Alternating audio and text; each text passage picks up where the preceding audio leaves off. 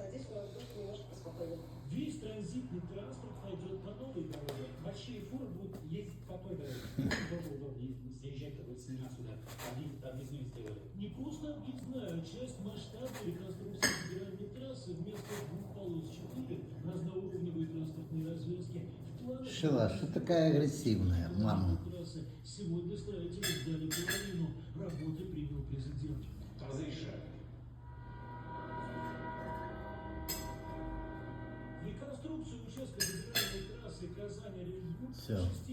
Лаки нашла другое место. Завершили на год раньше. Это основной выезд из города на трассу М12 «Восток» и новую скоростную трассу до Альметьевска. Шила. Путин назвал это шагом в большой работе. Автотранспорт занимает у нас первое Вот так место вот по лучше. объемам перевозки грузов. Причем Отогнала его доля мама в дочь. общем объеме грузоперевозок растет.